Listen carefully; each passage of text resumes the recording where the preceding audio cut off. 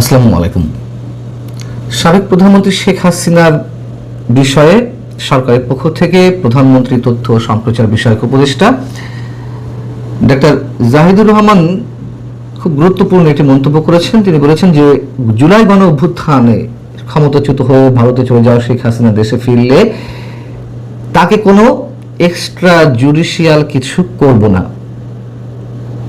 কেন তিনি এই মন্তব্যটি করতে গেলেন, আর এই মন্তব্যটি আসলে কতটা গ্রহণযোগ্য বাস্তবতার নিরিখে?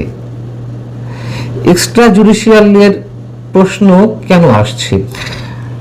মানে এক্সট্রা জুডিশিয়াল কিলিং বলতে আমরা কি বুঝি? বিচার বহির্ভূত হত্যাকাণ্ড। এবং অনেকেই তো এরকম আশঙ্কা করে আসছেন যে শেখ হাসিনা যদি কখনো দেশে ফেরেন এই অবস্থাতে, বা তাকে দেশে যদি ফিরিয়ে আনা হয়, তাহলে তিনি এক্সট্রা জুডিশিয়াল কিলিং এর শিকার হতে পারেন।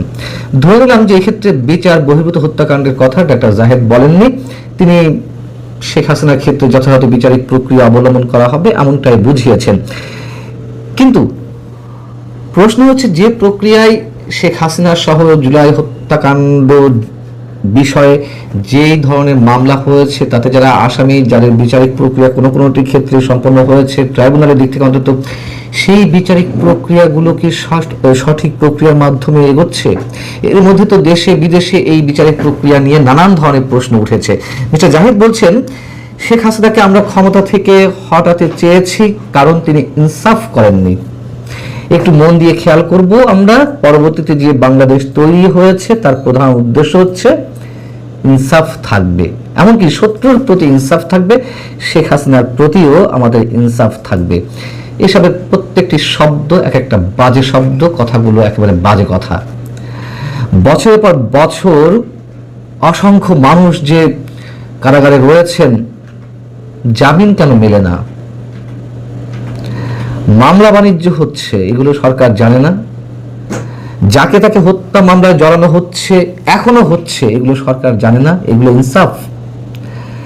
এই যে শেখ হাসিনার বিচারের কথাই যদি আমরা সুনির্দিষ্টভাবে ধরি, সেই বিচারিক প্রক্রিয়া কেন আন্তর্জাতিক অপরাধ ট্রাইব্যুনাল আইসিটিতে করতে হবে?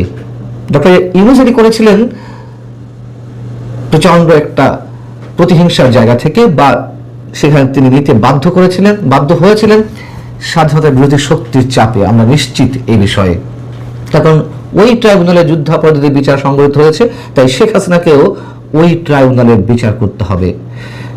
এটি অনেক পুরনো কথা, আবারও প্রসঙ্গক্রমে আনতে হচ্ছে যে জুলাই অভ্যুত্থানে যেই হত্যাকাণ্ডগুলো সংঘটিত হয়েছে, যে মানবতা বিরোধী অপরাধের কথা বলা হচ্ছে, সব যদি ধরে নিই যে এগুলো সংঘটিত হয়েছে, এগুলো কি দুটি রাষ্ট্রের মধ্যে সংঘটিত কোনো যুদ্ধ, যে আন্তর্জাতিক যুদ্ধাপরাধ ট্রাইব্যুনালে এগুলো বিচার করতে হবে? দ্রুত গতিতে যদি বিচার করতে হয় তাহলে স্পেশাল ট্রাইব্যুনাল গঠন করা যেত। অতএব আমরা নিশ্চিত যে একটা স্পর্শকাতর জায়গাকে কেন্দ্র করে, প্রচন্ড একটা প্রতিহিংসার জায়গা থেকে এই আইসিটিতে, এই ট্রাইব্যুনালে এই বিচারিক প্রক্রিয়াগুলো সংঘটিত হচ্ছে। তথ্য উপদেষ্টা আরো বলেছেন যে শেখ হাসিনার বিচার হয়েছে, ওনাকে ডিফেন্ড করতে আবার দেওয়া হবে। তার মৃত্যুদণ্ডাদেশ থেকে যদি তিনি মুক্তি পান, টেকনিক্যালি বলছি, সেটি আমরা মানব, আর যদি না হয় সেটি কার্যকর হবে। এটাই হচ্ছে ইনসাফ, কারণ মৃত্যুদণ্ড হওয়াও কিন্তু ইনসাফ। মুখে ভালো ভালো কথা আমরা শুনতে যাচ্ছি অহরহ, অসংখ্য মানুষের মুখ থেকে। এই ডাক্তার জাহেদ সাহেবই বলে আসছেন শুরু থেকে, এখন তো তিনি সরকারের প্রতিনিধিত্ব করেন একটি বিশেষ জায়গায়, আওয়ামী লীগ একটা ডাকাতের দল, একটা খুনির দল, এই দলের কোনো রাজনীতি করার কোনো ধরনের কোনো অধিকার নেই। ধরে নিলাম তিনি সত্যি বলছেন, সত্যি তো বলছেন, তিনি তো মিথ্যা বলছেন না। আওয়ামী লীগকে যে ফ্যাসিস্ট বলে উল্লেখ করা হয়, সেই ফ্যাসিস্ট শব্দের অর্থ কি? মানে অন্যের মতামতকে কোনোভাবে গ্রহণ করার মানসিকতা না থাকা, নিজের মতামত অন্যের উপর চাপিয়ে দেওয়া, এই মতাদর্শে যারা বিশ্বাসী তারা বিরোধীদের কোনো ধরনের জায়গা রাখে না, এটাই তো ফ্যাসিস্ট। তাহলে যেখানে একজন ব্যক্তি বলতে পারেন যে অমুক দল, যেই দলের ভিত্তি একেবারে সমাজের রন্ধ্রে রন্ধ্রে, যে দলের সমর্থক কোটি কোটি, সেই দলকে এক নিমেষেই ভ্যানিশ করে দিতে চান কিভাবে কোনো ব্যক্তি, এবং যিনি এই ধরনের মন্তব্য করেন তিনি তো সবচেয়ে বড় ফ্যাসিস্ট।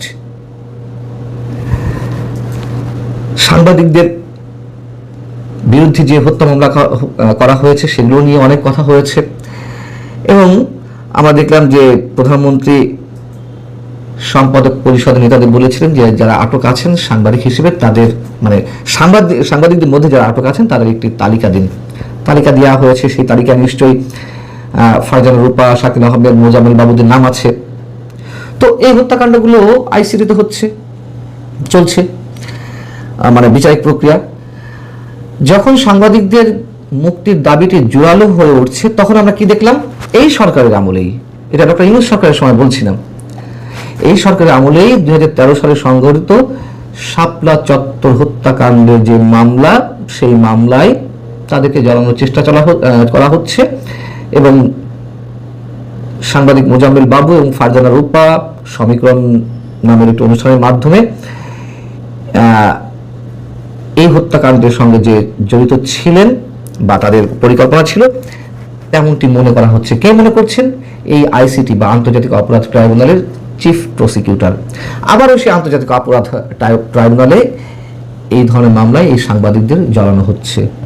আচ্ছা, ধরে দিলাম যে তারা শাপলা চত্বর হত্যাকাণ্ডের মামলায় জড়িত, এরকম নানান ধরনের এভিডেন্স পাওয়া যাচ্ছে, সেটিও কেন আন্তর্জাতিক যুদ্ধাপরাধ ট্রাইব্যুনালে?